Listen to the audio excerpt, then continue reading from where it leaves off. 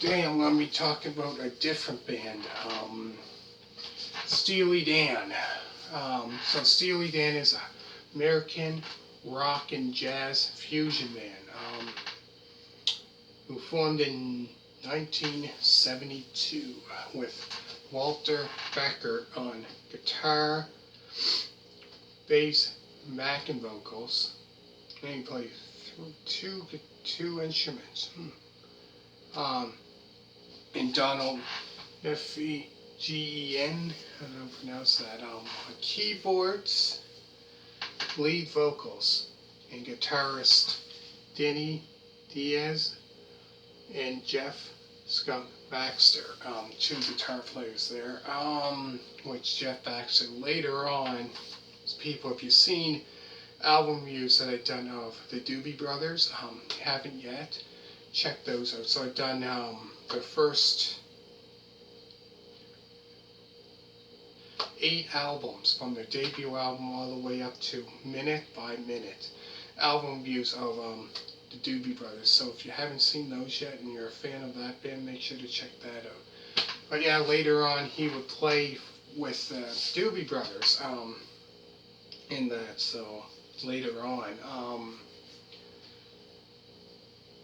and drummer Jeff Hoder. So that was the whole band there. And David Palmer was a vocalist as well. So for this for this album that I'm going to be talking about. So Can't Buy Me a Thrill. That's album there is Steely Dan's debut album, which is a soft rock, folk rock album, which was released on November of 1972. So the songs on the album includes their hit song, became a hit song of theirs, Do It Again, Dirty Work, Kings, Midnite Cruiser, a 2-minute and 57-second song, Only a Fool Would Say That. After that would be, I would say, their second hit song, Reelin in the Years, Fire in the Hole, Brooklyn, O's the Charmer Under Me, Change of the Guard, and last is Turn That Heartbeat Over Again.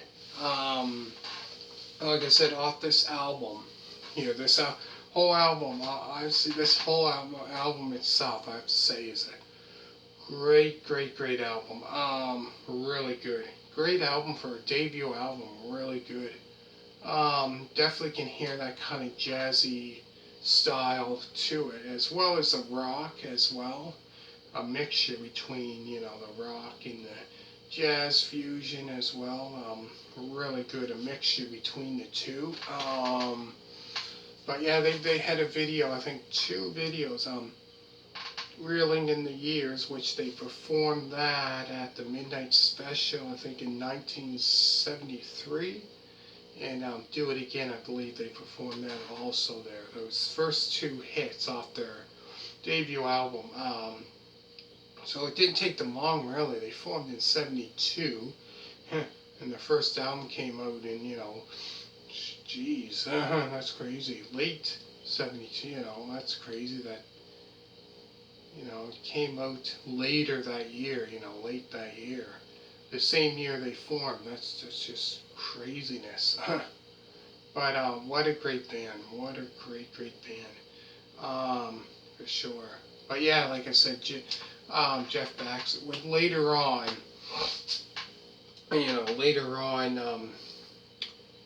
in 70, the earliest I can think of, 74, 75, with the Doobie Brothers. I think that would be probably his first album, Stampede, which I've done an album review of that if you want to check that out.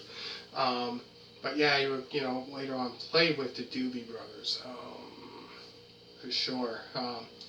So yeah, we played with this band. I think he did a couple albums with this band, and then later on with the Doobie Brothers, played with them. But what a great debut album. Really good. So what I'm gonna do is probably do more of this band. So